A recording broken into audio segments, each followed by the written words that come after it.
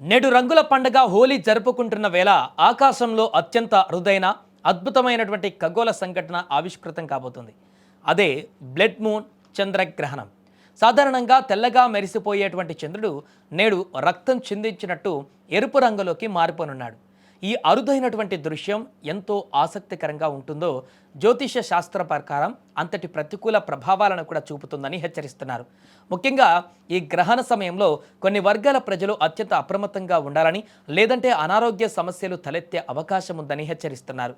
నేడు ఖగోళంలో అరుదుగా జరిగే మార్పులు మన జీవితాలపైన తీవ్ర ప్రభావం చూపుతాయని శాస్త్రం హెచ్చరిస్తోంది. ముఖ్యంగా ఈరోజు సంభవిస్తున్న చంద్రగ్రహణము కేతుగ్రస్త గ్రహణం కావడంతో ప్రకృతిలో ప్రతికూల శక్తులు ఎక్కువగా ఉంటాయని పండితులు చెబుతున్నారు. ఈ సమయంలో గర్భిణీ స్త్రీలు అత్యంత జాగ్రత్తగా ఉండాలి. గ్రహణ సమయంలో చంద్రుడి నుంచి వచ్చే కిరణాలు గర్భిణీలకు, కడుపులోని బిడ్డకు హాని కలిగిస్తాయని ఒక బలమైనటువంటి నమ్మకం ఉంది. అందుకే గ్రహణ సమయంలో గర్భిణీలు బయటకు రాకూడదని, కిటికీల ద్వారా కూడా ఆ వెలుతురు సోకకుండా చూసుకోవాలని పెద్దలు సూచిస్తున్నారు. ముఖ్యంగా గర్భిణీలు ఆ సమయంలో సూతులు, కత్తులు, కత్తెరలు వంటి పదునైన వస్తువులు అస్సలు ముట్టుకోకూడదు. అలా చేస్తే పుట్టబోయే బిడ్డలకు శారీరక లోపాలు ఏర్పడే ప్రమాదం ఉందని హెచ్చరిస్తున్నారు. కాబట్టి గర్భిణీలు ప్రశాంతంగా కూర్చొని దైవచింతన చేయడం ఉత్తమంగా చెబుతున్నారు. ఇక పిల్లలు, వృద్ధుల విషయంలో కూడా ఈ గ్రహణం ఎంతో కీలకమైనది. గ్రహణ సమయంలో వాతావరణంలో మార్పుల వల్ల జీర్ణక్రియ మందగిస్తుంది. అందుకే పిల్లలకు ఈ సమయంలో ఆహారం ఇవ్వకపోవడమే మంచిది. అలాగే గ్రహణ సమయంలో పిల్లలను నిద్రపోనివ్వకుండా జాగ్రత్త పడాలి. ఎందుకంటే నిద్రపోవడం వల్ల శరీరంలోకి ప్రతికూల శక్తి త్వరగా చేరుతుందని ఆధ్యాత్మికవేత్తలు చెబుతున్నారు. అలాగే మహిళలు కూడా ఈ సమయంలో వంట చేయడం, కూరగాయలు కోయడం వంటి పనులకు దూరంగా ఉండాలి. గ్రహణం ముగిసిన తర్వాత ప్రతి ఒక్కరూ తప్పనిసరిగా తలస్నానం చేయాలి.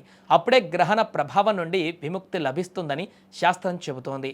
ఇక ఈ గ్రహణం ముగిసిన వెంటనే ఇల్లును గంగాజలంతో శుద్ధి చేసుకోవాలి. ముఖ్యంగా నిల్వ ఉంచిన పదార్థాలను పారవేయాలని, లేదా వాటిలో తులసి దళాలు వేయడం మర్చిపోవద్దు. గ్రహణ విడుపు స్నానం చేసిన తర్వాత శక్తి కొద్దీ తెల్లటి వస్తువులు అంటే పాలు, బియ్యం వంటివి దానం చేస్తే దోష నివారణ జరుగుతుంది. ఈ గ్రహణము భారత్లో పాక్షికంగా కనిపిస్తున్నప్పటికీ సూతక కాలం నియమాలు ఖచ్చితంగా పాటించాలని పండితులు చెబుతున్నారు. సాయంత్రం 6:46 గ్రహణం ముగిసే వరకు ఎవరు ఎటువంటి శుభకార్యాలు తలపెట్టకూడదు. గ్రహణ మోక్షం తర్వాత తలస్నానం చేసి ఇష్టదైవాన్ని పూజించడం వల్ల సకల శుభాలు కలుగుతాయి. కాబట్టి ఈ హోలీ పండుగ సంబరాలలో ఉంటూనే ఈ ఖగోళ గండం నుంచి తప్పించుకోవడానికి పైన చెప్పినటువంటి జాగ్రత్తలన్నీ పాటించడం ఎంతో అవసరం. ఆకాశంలో ఆ ఎర్రటి చంద్రుడిని చూసి మురిసిపోవడం కంటే నియమాలు పాటించి సురక్షితంగా ఉండడమే ప్రస్తుతానికి మంచిదంటూ నిపుణులు చెబుతున్నారు.